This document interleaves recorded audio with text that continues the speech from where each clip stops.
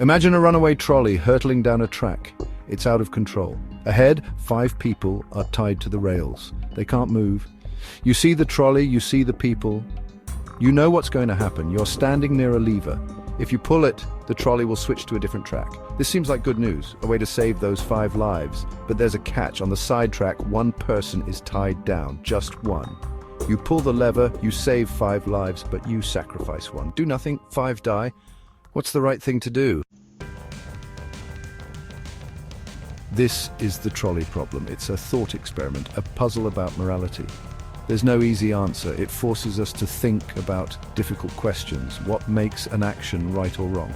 Is it better to save more lives even if it means causing harm, or is it wrong to intentionally harm someone, even to save others? The trolley problem presents a terrible dilemma, a choice between 2 bad options. There are no good outcomes, only difficult decisions. Whatever you choose, someone suffers. This makes us uncomfortable, but that's the point. The trolley problem isn't about finding the right answer. It's about understanding why this is so hard. The trolley problem highlights a clash between different moral ideas. One idea is that we should always try to minimize harm. This is called utilitarianism. Utilitarians would pull the lever, arguing that saving 5 lives is better than losing 1. On the other hand, some believe certain actions are always wrong, no matter the consequences. This is called deontology. Deontologists might refuse to pull the lever, arguing that intentionally causing harm is never justified. These are just 2 ways of thinking about right and wrong. The trolley problem shows how these ideas can conflict. It's not about finding the perfect solution, but about understanding these different perspectives. Utilitarianism focuses on outcomes. It says the best action is the one that creates the most happiness or well-being for the most people. Pulling the lever saves more lives, leading to more overall happiness. Deontology focuses on the action itself. Some actions, like killing, are seen as inherently wrong, regardless of their consequences. Deontologists might argue that pulling the lever makes you responsible for the death on the sidetrack, which is morally unacceptable.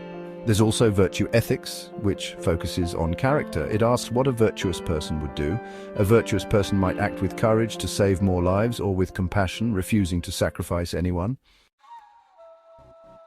The trolley problem seems unrealistic, something out of a philosophy book, but it reflects real-life dilemmas. Think about self-driving cars. They need to be programmed to make decisions in dangerous situations.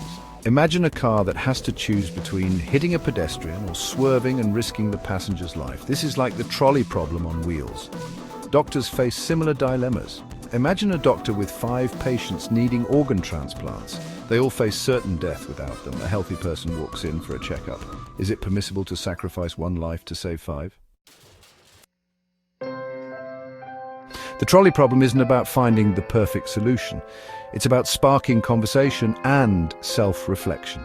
It forces us to examine our own values and beliefs. What do we prioritize in difficult situations? It also helps us understand different ethical perspectives. There's no right or wrong answer, but by exploring these ideas, we develop our own moral compass. The trolley problem encourages critical thinking and empathy. It pushes us to consider the consequences of our actions and the perspectives of others. Philosophers have debated the trolley problem for decades. They've come up with variations to challenge our intuitions. What if the one person on the sidetrack is someone you love? Does that change your decision? What if you could push a large person onto the tracks to stop the trolley, sacrificing 1 life to save 5? Is that different from pulling the lever? These variations highlight the complexities of moral decision-making. They show that our intuitions can be inconsistent and context-dependent. So, what would you do in the trolley problem scenario? There's no right or wrong answer, but it's important to think about why. What principles guide your decision? Would you prioritize saving more lives, even if it means causing harm? Or would you refuse to take an action that would intentionally harm someone, even if it means more people die? The trolley problem is a thought experiment, not a real-life guidebook. But by grappling with these difficult questions, we become more aware of our own moral compass.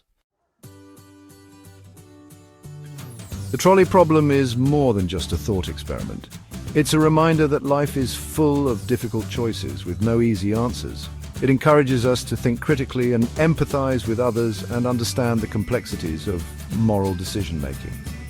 The next time you face a difficult choice, remember the trolley problem.